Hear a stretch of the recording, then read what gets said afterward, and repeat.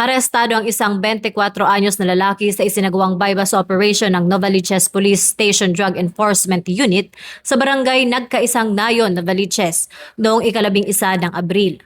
Ayon sa pulisya, isinagawa ang operasyon bandang hapon matapos ang validated information mula sa isang confidential informant kaugnay ng umano'y iligal na bentahan ng marijuana sa lugar.